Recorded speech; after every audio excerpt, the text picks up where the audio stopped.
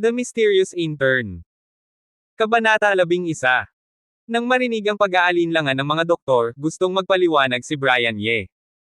Gusto niyang sabihin na posible pa ring may salba ang mga pasyente, at may pagkakataon silang mabuhay. Siya rin ang may pananagutan sa aksidente, pero bago pa man siya makapagsalita, isang malamig na boses ang nagsalita. Maghanda na kayo at simulan ang operasyon. Malamig na utos ni Dr. Allison Zhao, na karaniwang tahimik. Dr. Zhao. Dr. Zhao, huwag kang magpalinlang sa taong yan. Imposible ang operasyong ito. Nagulat ang lahat nang marinig ang desisyon ni Dr. Allison Zhao. Parang hindi makapaniwala na gagawa siya ng ganoong panganib sa ganitong sitwasyon. Ilang sandali pa, nag-react na sila at nag-aalalang tumingin kay Dr. Allison Zhao, nagmamakaawa na mag-isip uli. Nagtataka ring tumingin si Brian Ye kay Dr. Allison Zhao. Akala niya ay susuko na rin si Dr. Allison Zhao. Naisip niya na kung sakaling sumuko ito, kailangan niyang maghanap ng paraan para hikayatin ang mga doktor na gawin ang operasyon. Huwag na kayong mag-ingay, magsihanda na kayo para sa operasyon. Bahala na kung anong mangyari sa panahon ng operasyon. Panghuli, nagdesisyon si Dr. Allison Zhao. Gusto pang magsalita ng mga doktor, pero nang makita ang determinadong mukha ni Dr. Allison Zhao, nanahimik na lang sila. Alam nilang lahat na hindi nila mapapabago ang desisyon ni Dr. Allison Zhao. Kilala nila ang Dr. Allison Zhao, at ang kanyang mga desisyon ay hindi na mababago. Pero sa loob-loob nila, alam nilang hindi matalino ang desisyon ni Dr. Allison. Pumasok silang lahat sa operating room, at mas malalim ang pangunawa nila kaysa kay Mr. Chen sa panganib ng operasyon. Alam nilang lahat na naglalaro ng apoy si Dr. Allison Zhao. Imposible ang operasyong ito. Hindi sila naniniwala sa plano ni Dr. Allison Zhao. Malinaw sa kanila ang plano, pero hindi ito simpleng operasyon. Hindi rin ito neurosurgery, na ang specialty ni Dr. Allison Zhao. Ito ay isang kombinasyon ng orthopedics, mga operasyon sa iba't ibang panloob na organo, at napakakomplikado. Karaniwan, kailangan ng mga direktor ng iba't ibang departamento para magkasundo sa plano ng operasyon at magtulungan para magawa ito. Kahit ganon, hindi pa rin sigurado kung matatapos ang operasyon. Pero ngayon, bukod kay Dr. Allison Zhao, na isang deputy director level na doktor, sino pa ang kasama sa operasyon? Wala ang director at deputy director ng orthopedics department. Isang dumadating na doktor lang ang narito. Ganon din sa operasyon sa atay at bato, at operasyon sa puso. Isang dumadating na doktor lang ang narito, at wala pang doktor sa gastrointestinal surgery. Parang sinabi ni Dr. Allison Zhao na kailangan niyang gawin ang operasyon mag-isa. Ang mas nakakainis ay wala pang katulong si Dr. Allison Zhao, at bigla na lang siyang nagdala ng isang taong hindi nila kilala. Hindi nila alam kung doktor ba siya o may kakayahan. Isang katulong lang siya. Pakiramdam nila, ang pinakamatalinong desisyon ay ang sumuko na lang. Sa ganitong sitwasyon, kahit sumuko ka, walang problema. Hindi masisisi ng ibang tao ang ospital. Nagawa naman nila ang lahat ng kanilang makakaya. Pero hindi pinakinggan ni Dr. Allison Zhao ang mga mungkahi nila. Nagtinginan silang lahat kay Brian Ye ng masamang tingin. Pakiramdam nila, si Brian Ye ang dahilan kung bakit napakapusok ni Dr. Allison Zhao. Nagdesisyon silang lahat na kung sakaling mabaigo ang operasyon, bubugbugin nila si Brian Ye. Nararamdaman ni Brian Ye ang mga tingin nila, pero hindi niya sila pinansin. Tiningnan lang niya si Dr. Allison Zhao na may malamig na mukha, at nagsimula na siyang maghanda para sa operasyon. Ang pinakamahalaga ngayon ay ang iligtas ang mga pasyente. Opisyal nang nagsimula ang operasyon. Tumingin si Dr. Allison Zhao sa orthopedic surgeon, Dr. Chin, simulan na natin ang pagkuha ng buto. Ang orthopedic surgeon, na ang apelyido ay Chin, ay isang dumadating na doktor. Ayon sa plano ni Dr. Allison Zhao, ikokonekta muna niya ang mga tadyang, at pagkatapos ay ang iba pang mga doktor ang mag-aayos ng kanilang mga bahagi. Si Dr. Allison Zhao ang mag-aayos ng pinakamahirap na bahagi, ang operasyon sa atay. Kinakabahan na tumingin si Dr. Chin sa mga bali ng tadyang sa dibdib ng pasyente. Parang manhid ang anit niya at nanginginig ang mga kamay. Kahit na dumadating na doktor na siya, nakapag-opera na siya ng ilang beses, pero mga minor operations lang, tulad ng mga bali ng buto sa kamay. Hindi pa siya nakagawa ng ganitong malaking operasyon. Sa loob-loob niya, wala siyang kumpiyansa at ayaw niyang gumalaw, pero dahil sa tingin ni Dr. Allison Zhao, napilitan siyang kumilos. Nanginginig ang mga kamay niya habang nagsimula siyang maghanda para i-connect ang mga bali ng tadyang ng pasyente. Sa isip niya, sinusubukan niyang alalahanin ang mga libro, ang sinabi ng guro, at ang mga paraan ng pagkonekta ng mga tadyang na nakita niya sa mga operasyon ng punong doktor. Pero dahil sa sobrang kaba niya, parang nawala ang lahat ng alaala niya. Dr. Chin, bilasan mo, wala na tayong masyadong oras. Paalala ni Dr. Zhang, ang anesthesiologist. Kahit na hindi sumang-ayon si Dr. Zhang sa operasyon, dahil pinilit ni Dr. Allison Zhao na simulan ito, ginawa niya ang kanyang trabaho at nag-aalaga sa pasyente. Habang minomonitor ang mga vital signs ng pasyente, pinaalalahanan niya ang surgeon. Si Dr. Chin, na sobrang kinakabahan, pinagpawisan sa noo. Nang marinig ang sinabi ni Dr. Zhang, umiling siya at nabitawan ang pliers na hawak niya. Bumagsak ito sa plato. Naakit ang atensyon ng lahat sa malinaw na boses na iyon. Tumingin silang lahat kay Dr. Chin ng kakaibang tingin. Kahit na hindi sila umaasa sa operasyon, hindi pa rin nila inaasahan na matigil ito sa simula pa lang. Hindi nila namalayang napatingin sila kay Dr. Allison Zhao. Nag-iba ang kulay ng mukha ni Dr. Allison Zhao. Hindi niya inaasahan na ganito kawalang kwenta si Dr. Chin. Hindi man lang niya magawa ang simpleng operasyon na ito. Tinitigan niya ng masama si Dr. Chin, at gusto niyang bigyan ng leksyon ang Dr. Chin. Pero alam niyang hindi ito ang oras para magalit. Ang pinakamahalaga ay ang iligtas ang pasyente. Dr. Chin. Pinigilan ni Dr. Allison Zhao ang galit niya at gustong hikayatin si Dr. Chin na gawin ang operasyon. Ano man ang mangyari, si Dr. Chin lang ang orthopedic surgeon.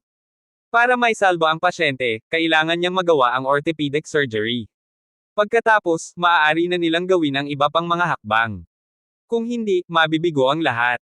Pero bago pa man makapagsalita si Dr. Allison Zhao, nagsalita na si Dr. Chin. Dr. Zhao, hindi ko talaga kaya. Halos sumigaw si Dr. Chin. Nagkaroon ng katahimikan sa operating room. Hindi na nagsalita pa si Dr. Allison Zhao. Wala nang tiwala sa sarili si Dr. Chin, at parang wala na siyang magagawa. Alam niyang wala siyang silbi. Malinaw na hindi na matutuloy ang orthopedic surgery. Kung wala ang orthopedic surgery, hindi na matutuloy ang iba pang mga operasyon. Ganoon na ba katatapos ang rescue operation na ito, bago pa man magsimula? Isang bakas ng hindi pagpayag ang sumilay sa mga mata ni Dr. Allison Zhao. Hindi, dahil ipinadala niya ang pasyente sa operating table, kailangan niyang gawin ang lahat ng kanyang makakaya at maging responsable. Biglang napatingin siya sa pasyente na nakahiga sa operating table, at sumilay sa mga mata niya ang isang determinadong tingin. Matapang na nagdesisyon siya na lang ang gagawa ng bone surgery. Kahit na hindi siya orthopedic doctor, noong intern siya, nagkaroon din siya ng rotation sa orthopedics, at mayroon din siyang ilang kaalaman at pangunawa sa orthopedics. Pero nang gawin niya ang desisyong ito, isang boses ang umalangaw-ngaw. Hayaan mo akong gawin ang operasyong ito. Hindi kailanman naisip ni Brian Ye na kikilos siya ng ganoon kabilis. Sa tingin ni Brian Ye, ang mga nakaraang operasyon ay napakasimple. Kaya ng mga ordinaryong surgeon na gawin iyon. Dati, ang mga simpleng bagay na iyon ay ginagawa ng mga pangkalahatang surgeon, at palagi niyang iniisip ang tungkol sa pangunahing operasyon at kung paano ito gagawin. Pero hindi niya inaasahan na ang orthopedic doctor na ito ay isang baguhan. Nang makita niya ang pawis at halos lumuluha ng mga mata ni Dr. Chin, tiningnan niya ang mga vital signs ng pasyente. Kahit alam ni Ring, kailangan niyang kumilos agad. Dumating ka. Sumulyap si Dr. Allison Zhao kay Brian Ye nang may kainahinala. Tumingin din ang iba kay Brian Ye, puno ng pagdududa ang kanilang mga mata. Sige, sasama ako. Seryosong tumango si Brian Ye, huli na ang oras, kailangan kong sumama. Okay. Then you come. Tinitigan ni Dr. Allison Zhao si Brian Ye ng ilang segundo, at sa wakas ay tumango. Noong una, kailangan pa ring ipahayag ng mga doktor ang kanilang pagtutol. Hindi nila naramdaman na sa ganoong kritikal na sandali, hindi dapat pagkatiwalaan ng isang tao si Brian Ye, isang taong hindi kilalang pinanggalingan. Oo, sa kanilang opinyon, si Brian Ye ay isang taong hindi kilalang pinanggalingan, dahil hindi pa nila nakita si Brian Ye, ni hindi pa nila narinig si Brian Ye. Ngunit nang marinig nila ang mga salita ni Dr. Allison Zhao, lahat sila ay biglang binawi ang kanilang mga pagtutol. Gusto nilang makita kung ano ang gagawin ng lalaking ito na nagsalita ng may kahangahangang tono ngayon lang. Laking tono nito? Huli na? At dapat dumating siya. Si Dr. Chin ay isang orthopedic surgeon, at hindi niya ito magagawa. Naglakas loob pa siyang ipagmalaki ito. Ang mga doktor ay labis na hindi nasisiyahan kay Brian Ye, at nadama na kung ang taong ito ay hindi niloko si Dr. Allison Zhao. Si Dr. Allison Zhao ay hindi makakagawa ng gayong hindi matalinong pagpili.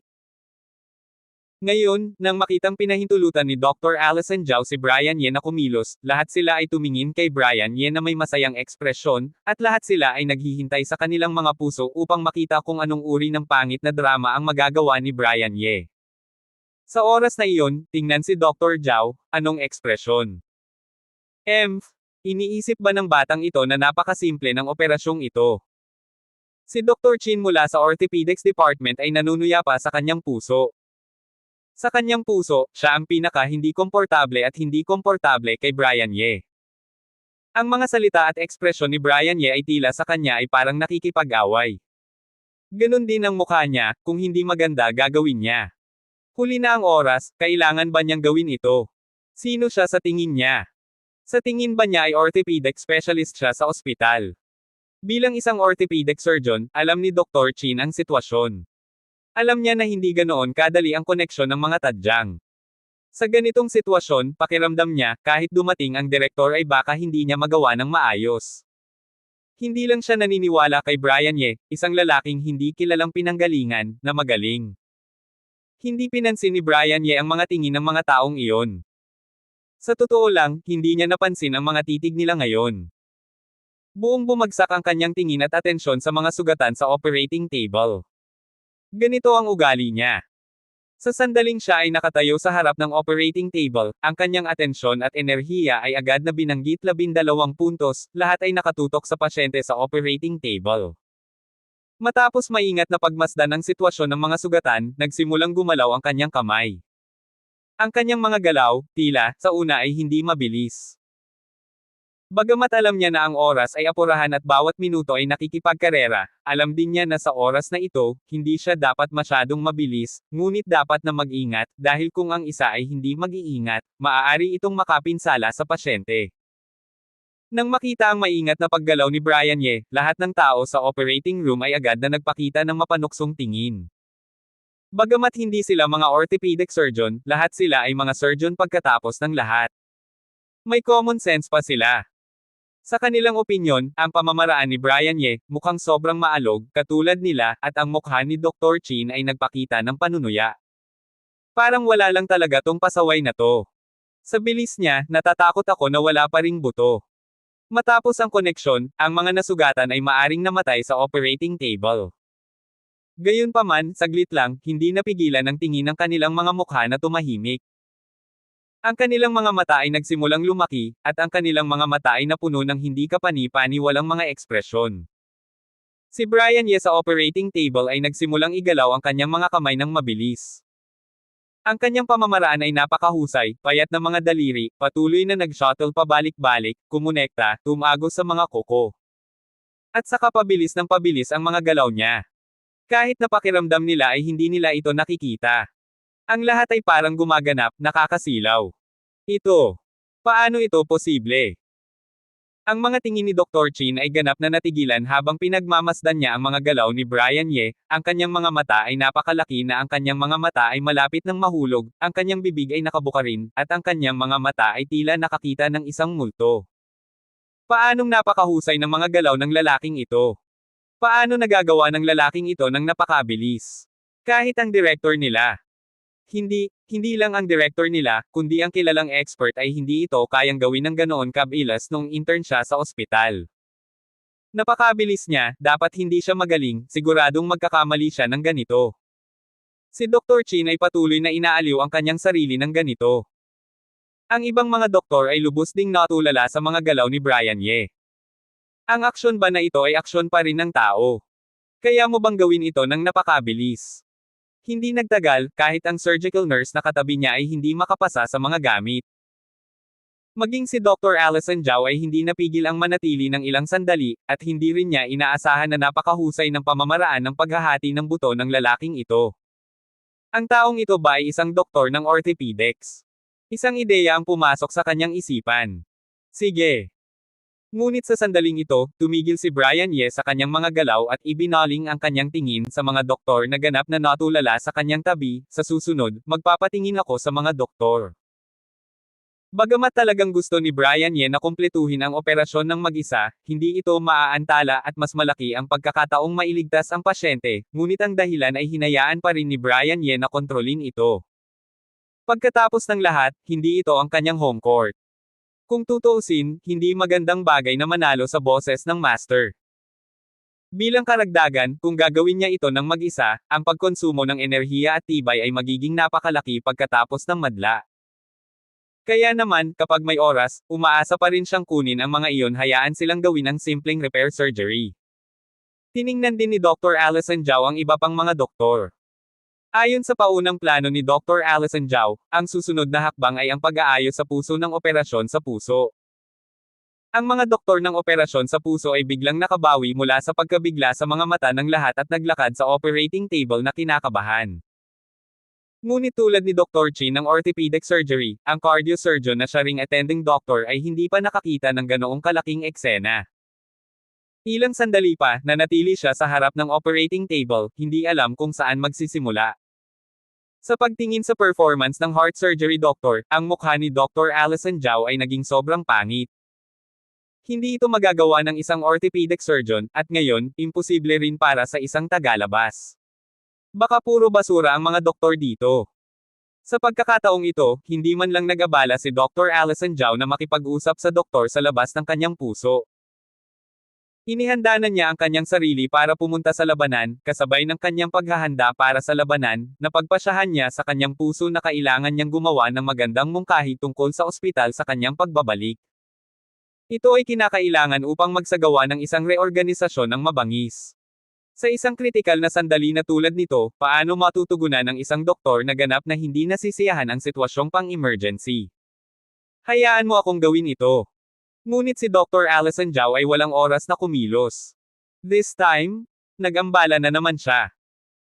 Sinulyapan ni Brian Ye ang cardiologist na tulala na nakatayo sa harap ng stage, bumantong hininga sa kanyang puso, bahagyang tinapik ang balikat ng cardiologist, at tumayo pabalik sa harap ng operating table. Ikaw. Napatingin si Dr. Allison Zhao kay Brian Ye nang may pagtataka. Di ba orthopedic doctor siya? Heart repair? Siya din. Ang ibang mga doktor ay tumingin din kay Brian Ye nang may pagtataka. May iba ka pa bang kandidato? Kung hindi, hayaan mo na ako. Walang magawang sumulyap si Brian Ye sa heart surgeon at pagkatapos ay kay Dr. Allison Zhao. Sinulyapan ni Dr. Allison Zhao ang cardiologist na ibinaba ang kanyang ulo at nang ahas na hindi magsalita, pagkatapos ay sumulyap kay Brian Ye, tumahimik, at sa wakas ay tumango. Sa pahintulot ni Dr. Allison Zhao, agad na nagsimulang kumilos muli si Brian Ye. Ang lalaking ito, sa tingin ba niya ay si Superman? Nagmamadali din ba siya para sa operasyon sa puso? Ang mga doktor sa tabi niya ay pinagmamasdan ang mga galaw ni Brian Ye, at lahat sila ay napangiti ng hindi komportable. Bagamat katatapos lang ni Brian Ye ng isang magandang orthopedic operation, sa wakas ay naniwala sila na maaaring isang ang doktor ang taong ito. Ngunit hindi pa rin sila naniniwala na ang taong ito ay maaaring magpa-opera sa puso. Kahit na ang bawat doktor ay dadaan sa isang pag-ikot ng isang departamento sa panahon ng internship, at ang bawat departamento ay makikipag-ugnayan, ngunit sa katunayan, ang bawat isa ay pipili pa rin ng isang seryosong pag-aaral sa kanilang sariling pagpipilian, walang sinuman ang gugugol ng masyadong maraming oras sa kanilang sarili para sa mga hindi target na departamento. Ito ay karaniwang isang default na nakatagong panuntunan. Maging mga guro sa mga paaralan o mga clinician sa mga ospital, ang kasalukuyang pangunahing pananaw ay ang enerhiya ng mga tao ay limitado at dapat ay nakatuon sa isang punto. Upang matutunan ng mabuti ang pamamaraan sa puntong ito, tulad ng para sa pag-ikot, nagbibigay lamang ito sa mga tao ng isang mas holistic na pagtingin sa katawan ng tao. Kapag nag-diagnose, maaari silang magkaroon ng macro grasp at isaalang-alang ng mas komprehensibo. Kahit na si Dr. Allison Zhao iyon, medyo nag-aalala siya. Hindi niya alam kung magagawa ito ni Brian Ye, at hindi siya lubos na naniniwala na ang isang tao ay maaaring maging mahusay sa dalawang larangan sa parehong oras. Hindi sila pinansin ni Brian Ye, nakatutok lang sa galaw ng kanyang mga kamay. Ang pag-opera sa puso ay maaaring ituring bilang isang operasyon na mas pamilyar at mahusay siya, at kahit na nasugatan ang puso ng taong nasugatan, ang pinsala ay talagang hindi malubha. Ito ay isang simpleng pag-aayos lamang. Kung ikukumpara sa bypass at iba pa, ito ay masasabing pinakasimpleng basic surgery. Ang tanging dapat pansinin ay huwag hawakan ang mga daluyan ng dugo sa tabi ng sugat o maging sanhi ng pagkalagot. Dahil dito ay pinahintulutan sila ni Brian Ye na gawin ito ng may kumpiyansa, ngunit hindi niya inaasahan na napakahina ng kalidad ng pag-iisip ng doktor na hindi siya mangangahas na magsagawa ng ganoong simpleng operasyon. Ngayong makakakuha na siya ng kwalipikadong medical certificate at maging attending doctor, naniniwala si Brian Ye na tiyak na hindi magagawa ng kabilang partido ang ganoong simpleng operasyon. Ang tanging posibilidad ay matakot sa ganoong eksena. Gayunpaman, kahit na ang operasyon ay hindi mahirap, hindi ito pinansin ni Brian Ye at pinangasiwaan ito ng maingat, dahil ang puso ay isang napakahalaga at lubhang marupok na bahagi kung tutuusin. Ang kanyang pag-iingat ay nahulog sa mga mata ng mga doktor na iyon, at agad na naging isang uri ng maalog na pagganap. Sabihin ko lang, paano magiging magaling ang isang tao sa dalawang major sa parehong oras? Bagamat ang taong ito ay mahusay sa orthopedic surgery, siya ay isang karaniwang tao para sa puso. Isa-isang ngumisi ang mga doktor sa kanilang mga puso. Gayunpaman, sa isang saglit lang, bago tuluyang bumagsak ang pangungutya sa kanilang mga puso, muling nanlaki ang kanilang mga mata, at isang hindi kapani-paniwalang tingin ang muling lumitaw sa kanilang mga mata. Ang pamamaraan ni Brian Ye ay naging bihasa muli, at ang kanyang mga galaw ay naging mas mabilis din muli. Lalo na ang doktor sa operasyon sa puso, na pinapanood ang mga galaw ni Brian Ye, ang kanyang mga mata ay tumirek. Ang tinaguriang layman na nanunood ng excitement at ang ekspertong nanunood sa pintuan, ang mga diskarte at galaw ni Brian Ye ay mas mahusay kaysa sa kanilang direktor. Sa puso ni Dr. Allison Zhao, nang makahinga siya ng maluwag, hindi niya maiwasang makaramdam ng matinding pagkabigla. Kahit na hindi siya isang cardiologist, hindi siya mas masama kaysa sa cardiologist sa mga tuntunin ng propesyonal na pagtatasa. She also judged at a glance, the guy in front of her. The technique of heart surgery is very professional, and he is more fluent and skilled kaysa sa mga heart surgeon na madalas niyang nakikita. Ang antas ng pagiging pamilyar at profesionalismo ay hindi lamang ito lamang, ngunit ito ay kasing pamilyar ng isang eksperto sa pagtitisti sa puso na araw-araw ay nakalubog sa operating room at nagsasagawa ng iba't ibang operasyon sa puso. Mula sa kalubhaan at pagmamadali ng kanyang mga aksyon, makikita na siya ay may espesyal na pag-unawa sa iba't ibang bahagi at katangian ng kanyang puso. Makatitiyak siya na sa lahat ng mga doktor sa pag-opera sa puso na kilala niya, walang iilan na mas mahusay kaysa sa kanya, gagawa ng mas perpekto. Hindi ba siya doktor ng orthopedics? Paano ka magiging profesional at perpekto sa iyong puso? Dalawang major subjects ba siya ng cardiology at orthopedics sa parehong oras? Magagawa ba talaga ng isang tao ang dalawang operasyon sa parehong oras sa ganoong antas ng propesyonal? At mukhang bata pa siya. Mula pa noong bata pa siya, tinawag na siyang Proud Girl of Heaven, at pagkatapos niyang makapasok sa medical school, palagi siyang kilala bilang isang henyo sa medisina, at naglalabas siya ng malabituing nakasisilaw na liwanag sa lahat ng dako. Si Dr. Allison Zhao, na nakatingin kay Brian Ye ang mga galaw ni Brian ay parang isang malaking alon na dumadaloy sa kanyang puso, at hindi niya masabi kung ano ang pakiramdam. Hello everyone! For more updates, please don't forget to like and share. At sa mga hindi pa nakasubscribe sa aking channel ay mag-subscribe na po, para mas lalo akong ganahan, sa pag-update ng mga bago at kapanapanabik na mga kabanata, ng mga nobela, dito sa Pinoy Audio Stories. Maraming salamat po. Abangan ang susunod pang mga kabanata ng The Mysterious Intern.